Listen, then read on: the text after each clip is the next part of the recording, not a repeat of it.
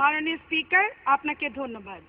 সন্ত্রাস বিরোধী সংশোধন বিল 2013, এই বিলের এই সংশোধনীতে আমি তীব্র প্রতিবাদ জানাচ্ছি। এই কারণে যে পুলিশকে এতে একচেটিয়া ক্ষমতা দেওয়া হচ্ছে, যে ক্ষমতা তারা যদি অপব্যবহার করে শুধু আমাদের জন্য সমস্যা, এটা ঠিক না।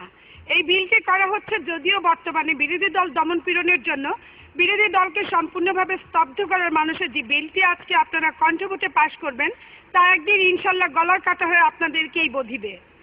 যেমন আমরা লক্ষ্য করলেই দেখতে পাই, যুগে যুগে যত স্বরাষ্ট্রমন্ত্রী ছিল, আজকের স্বরাষ্ট্রমন্ত্রীর উদ্দেশ্যে শ্রদ্ধার সাথে জানাচ্ছি যে আমরা তাকিয়ে দেখবো আমাদের নাসিম সাহেব, উনার কি অবস্থা পুলিশ করেছিল।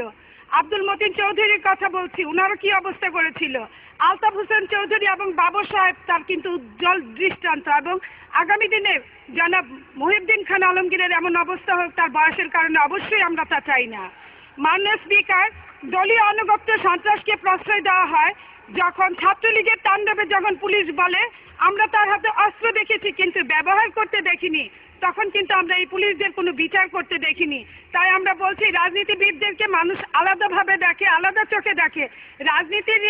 রাজনীতিবিদের যদি মাংস খায় তবে জনগণ কিন্তু কিছুই করার থাকবে না। তাই আমরা এখনো বলছি যে এই বিল যদি এমন হয় যে বিশ্বজিৎ 2 ঘন্টা রক্তক্ষরণে মারা গিয়েছে, কেউ তাকে ধরেনি, সেই বিলটা যদি সেই পুলিশকে আমরা কিছুই করতে পারিনি, এবং সেই স্বরাষ্ট্র মন্ত্রণালয় আজকে যদি হুকুমের আসামি বলা হয় তাহলে মন্ত্রীকেই হুকুমের আসামি করা উচিত, কিন্তু আমরা সেটাও কিন্তু পারি না।